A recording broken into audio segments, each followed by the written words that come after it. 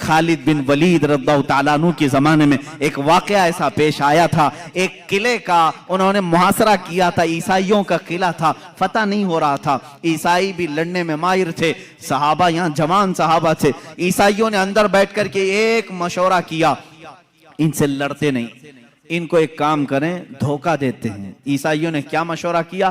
3 دن کا ٹائم لے لو اور ان سے کہو بازار سے گزرتے ہوئے آؤ۔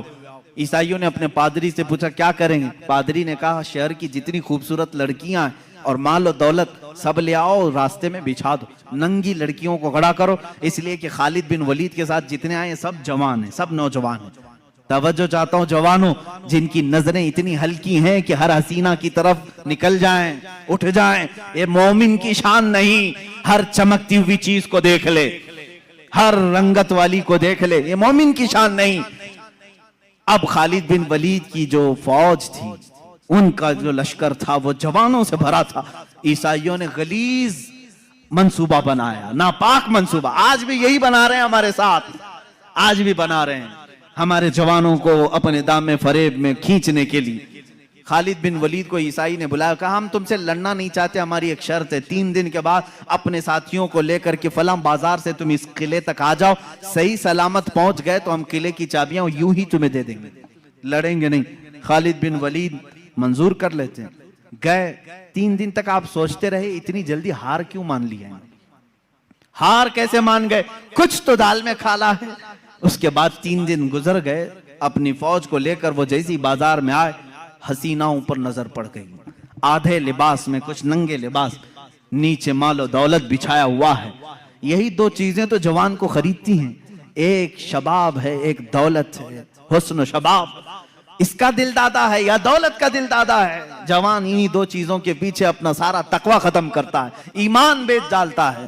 لیکن وہ خالد بن ولید کے جو جوان تھے رک گئے، جہاں تھے وہیں قدم رک گئے۔ حضرت خالد بن ولید نے پلٹ کر کے کہا اے جوانوں، آج تمہارے امتحان کا دن ہے۔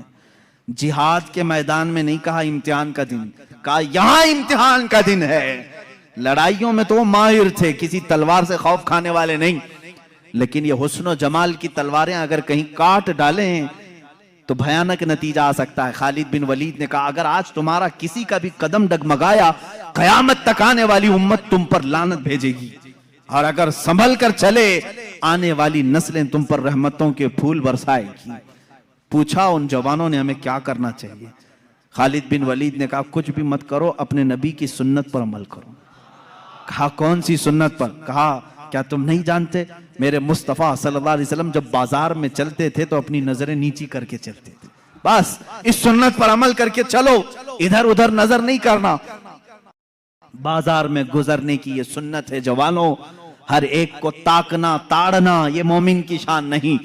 اسی لیے میرے آقا نے فرمایا بازار میں سب سے پہلے منافق داخل ہوتا ہے اور سب سے آخر میں منافق آتا ہے، پورا وقت وہ بازار میں دیتا ہے، مومن تھوڑی دیر کے لیے جاتا ہے، اپنا کام کر کے واپس آ جاتا ہے۔ اور حضور نے منافق اور مومن کی دونوں شان بیان کی، منافق بازار میں سب سے پہلے جاتا ہے اور سب سے لاسٹ میں نکلتا ہے، اور اس کے اپوزٹ میں فرمایا مومن کہاں جاتا ہے؟ کہا مسجد میں مومن سب سے پہلے جاتا ہے اور سب سے لاسٹ میں نکلتا ہے، منافق یہاں لیٹ سے آتا ہے، جلدی بھاگتا ہے۔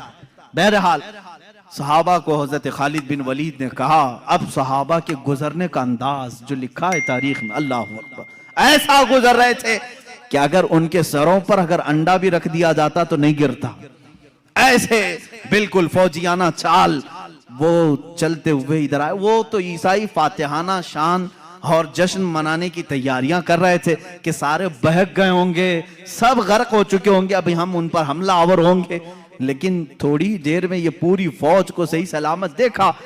وعدے کے مطابق اس عیسائی پادری نے چابیاں تو دے دی۔ خالد بن ولید سے پوچھا اے خالد یہ کون سی فوج جمع کیا تم نے؟ یہ کون سے جوان ہیں؟ ان کے اندر نفس ہے یا نہیں، خواہش ہے یا نہیں؟ حضرت خالد بن ولید نے مسکرا کر ایک تاریخی جواب دیا تھا، کہا اے نادان، تو نے ان آنکھوں کو خریدنے کی کوشش کی جن آنکھوں میں جمال مصطفیٰ بسا ہوا ہے، پہلے سے حسن مصطفیٰ جن کی آنکھوں میں ہو، دنیا